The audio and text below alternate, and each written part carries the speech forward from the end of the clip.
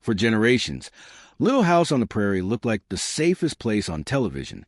It had wheat fields, handmade dresses, family dinners, and lessons about kindness way at the end of almost every episode. But Walnut Grove was never as simple behind the camera as it appeared on screen. The actors worked under blazing California heat.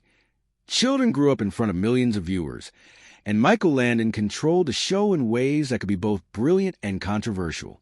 There were secret family connections, surprising guest stars, historical changes, dangerous stunts, and a finale that turned a television set into an explosion.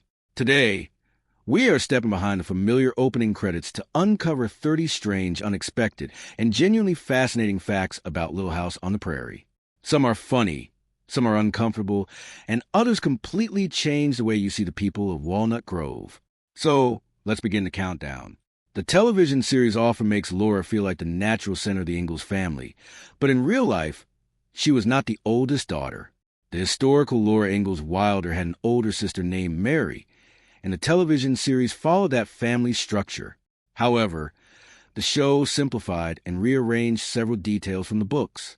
Characters were aged differently, events were moved closer together, and storylines were combined so that individual episodes could work as complete television dramas. That means viewers were watching an adaptation, not a literal record of the Ingalls family timeline. The series captured the emotional spirit of Laura's books, but frequently changed the order of events to create stronger television stories. One of the most dramatic storylines in the series was Mary Ingalls losing her sight. The real Mary Ingalls did become blind after an illness, and the event was important in Laura Ingalls Wilder's life. But the television version gave the story even more emotional weight by stretching it across several episodes and placing Mary at the center of powerful family conflicts. Melissa Sue Anderson later received an Emmy nomination for her performance in I'll Be Waving as You Drive Away. The strange part is that the actress playing Mary was not actually blind. The production had to create the condition through eye focus, blocking, lighting, and performance. Every ordinary movement had to look carefully controlled. Mary's storyline was proof that the show could take a painful historical event and turn it into one of its most memorable television arcs. Walnut Grove was supposed to represent Minnesota, but much of it was filmed in California. Big Sky Ranch in Simi Valley supplied the open fields, dirt roads, and ranch buildings that became the visual identity of the series. This created an odd contradiction. The characters were meant to be surviving Midwestern winters, yet the actors could be sweating beneath wool costumes in Southern California. Snow scenes required artificial materials, careful camera angles, and plenty of movie magic. When viewers saw freezing pioneers struggling through harsh weather, the actors might actually have been filming under bright California sunshine. The frontier looked authentic because the production knew exactly how to frame it. The famous opening sequence shows the Ingalls children running down a flower-covered hill. One of the youngest girls suddenly falls, and that tumble became one of the most recognizable images in television history. But the fall was not a carefully choreographed stunt. It happened because the child lost her balance while running. Instead of throwing the shot away, Michael Landon kept it. The accident gave the sequence a warmth that a perfectly rehearsed performance might never have had. The moment feels so natural because it was natural. There was no dramatic acting, no planned comedy, and no complicated stunt work. It was simply a child falling on a hill, captured at exactly the right moment. The youngest Ingalls daughter, Carrie, was played by twins Lindsay and Sidney Greenbush. The reason was practical rather than mysterious. Child actor regulations limited the amount of time a very young performer could work. Two identical children allowed production to continue filming while protecting the schedule. Viewers rarely noticed when one sister replaced the other. The twins were so young that the camera often captured natural reactions instead of polished acting. Carrie had very few lines, but her presence helped make the Ingalls family feel complete. Behind the scenes, the role also showed how television productions worked around strict regulations involving child performers. Michael Landon was not simply the actor playing Charles Ingalls. He wrote, directed, and produced many episodes, giving him unusual authority over the entire series. That control helped create the show's consistent emotional style. A crisis would arrive, the family would suffer, and the story would eventually return to compassion and hope. Landon could determine how Charles looked, what Charles said, and which storylines received the most attention. Few performers on television had that much influence over their own character. It also meant that personal choices and workplace decisions could become impossible to separate.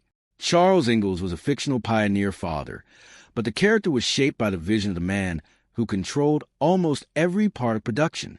The books were written by Laura Ingalls Wilder, but the television character was usually called Laura Ingalls until her marriage storyline. That sounds like a small detail, yet reflects how carefully the show separated childhood Laura from adult Laura. The series was building a long-running television life for a character who gradually moved from schoolgirl to writer and wife. Melissa Gilbert's performance helped make that transition believable, even as the writers changed the order and timing of events. The audience did not watch Laura simply grow older. They watched her become a different kind of character, and the change in her name helped mark that transformation. Allison Arngrim became famous for playing Nellie Oleson, the spoiled and dramatic girl viewers loved to hate. Off camera, however, Arngrim was funny, energetic, and close to Melissa Gilbert. Their friendship made the rivalry easy to perform because they trusted each other. The pair could stage a fight, exchange insults, or create comic chaos, then return to being friends between takes. It is one of the show's most entertaining reversals. The two girls who appear to be enemies became part of the same real-life support system. Their friendship also helped make the Laura and Nellie rivalry feel believable. The actors were comfortable enough with each other to make their on-screen battles look genuinely personal. American viewers often treated Nellie as the villain of Walnut Grove, but French audiences embrace her. Allison Arngrim has described receiving enthusiastic attention from French fans who saw Nellie not as a monster, but as an irresistibly funny character. Her stage show, Confessions of the Prairie Bitch, later turned that unexpected reputation into a performance. A character designed to be irritating became an international cult favorite. The reaction was completely different from the one producers might have expected.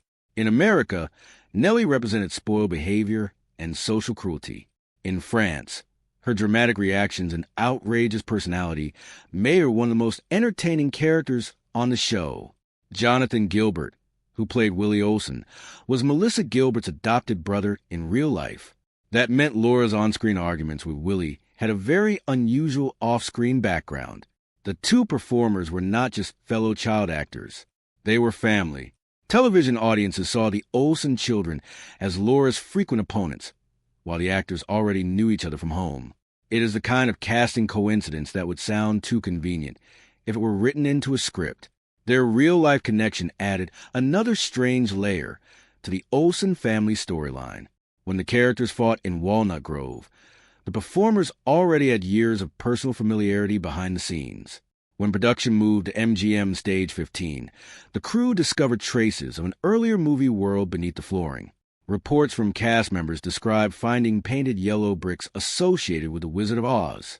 The discovery delighted Allison Arngrim and Melissa Gilbert because they were suddenly standing on a piece of classic Hollywood history. Beneath the schoolhouse and mercantile of Walnut Grove was a reminder that sound stages are temporary worlds. One production builds a frontier town. Another leaves behind a road to Oz. The strange discovery connected Little House on the Prairie to one of the most famous films ever made. For the cast, it was like finding a hidden Hollywood time capsule underneath their own workplace. The costumes looked modest and historically appropriate, but they were miserable in the Simi Valley heat. Long skirts, petticoats, stockings, jackets, and heavy boots trapped body heat, while the actors worked under the sun. Allison Arngrim has recalled becoming ill from the heat, and other young performers struggled during long days outside. Viewers saw a peaceful farm community. The cast felt like they were working inside an oven dressed as pioneers. The show's visual authenticity came with a physical cost. The same clothing that made the characters look believable also made it difficult for the actors to move, breathe, and remain comfortable during repeated takes. One famous episode sends Nellie racing down a hill in a wheelchair after Laura pushes her. Allison Arngrim had already suffered a Rayall wrist injury before filming the scene, and the physical conditions made the sequence even more difficult. A safety problem during the run reportedly left her moving faster than expected. Her fear on camera feels convincing because much of it was real. The scene became comedy for the audience, But for the performer inside that wheelchair, the hill was not a harmless cartoon gag. That is one reason the moment remains so memorable. The terror on Nellie's face was not simply a character reaction. Alison Arngrim was genuinely dealing with a frightening situation. Stay tuned, because several future Hollywood stars also passed through Walnut Grove before anyone knew their names. Years before he became an award-winning actor, Sean Penn appeared in the series as a young extra. His appearance was brief and easy to miss, which makes the discovery feel like a time capsule. He was not a famous guest star at the time. He was simply one more young performer in the background of a busy television production. Looking back, those silent shots carry a strange sense of destiny. A future Oscar winner was already standing among the people of Walnut Grove, unnoticed by almost everyone watching at home. Jason Bateman appeared on Little House on the Prairie as James Cooper, one of the children connected to the Ingalls family. He was still early in his career, long before Arrested Development and his later work as a director. The series became one of the early stops in a much longer television journey for Bateman. He learned how to work long hours, hit marks, deliver emotional scenes, and perform around actors who had already spent years in the business. For viewers watching today, his appearance adds another layer to the show's unexpected collection of future stars. Shannon Doherty also appeared in the Little House universe before becoming famous for Beverly Hills, 90210, and Charmed. Her role as Jenny placed her among the younger performers who passed through Walnut Grove. Seeing future stars in early television roles is one of the show's strangest pleasures. Before they had signature characters or famous theme songs, they were simply part of the wider world surrounding the Ingalls family. The series unintentionally became a showcase for performers who would later define a completely different generation of television. The gentle Little House theme was written by David Rose, but its musical history was connected to Bonanza.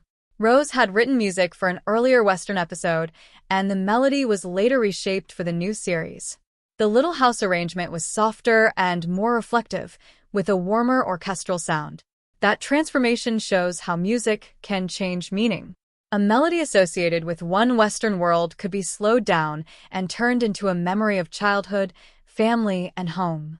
The theme became so closely connected with Laura running down the hill that many viewers now find it impossible to hear those opening notes without immediately picturing Walnut Grove. Karen Grassel did not arrive with a long list of famous television credits. She auditioned for Caroline Ingalls and won the role, helping define the emotional center of the show. Caroline was not written as a loud hero. Her strength appeared through patience, work, and the ability to keep the family moving during crisis. Grassel made that quiet strength visible. Yet her later memories of the production also reveal that playing Ma was not always a peaceful experience behind the scenes. The contrast between Caroline's calm on-screen presence and the tension surrounding the production makes her performance even more remarkable.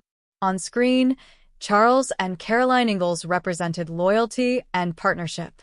Away from the cameras, Michael Landon and Karen Grassel eventually developed serious tension.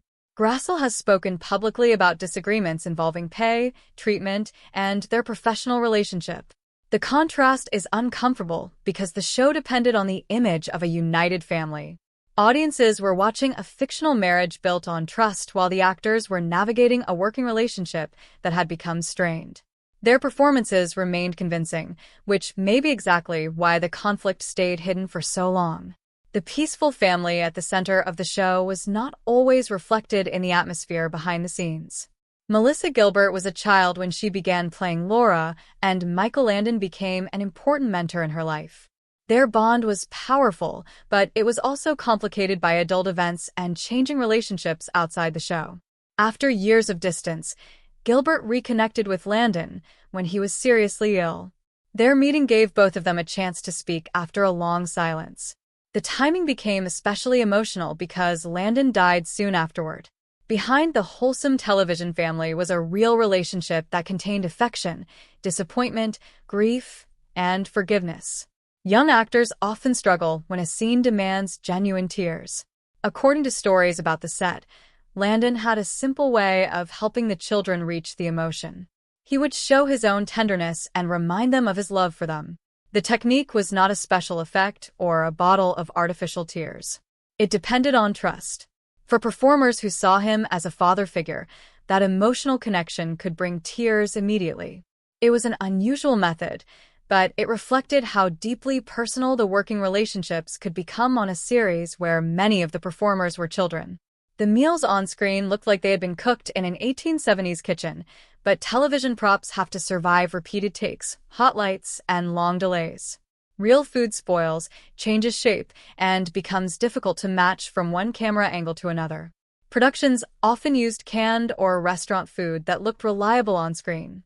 The cast could then eat leftovers after filming, turning a supposedly humble frontier meal into a very modern production perk.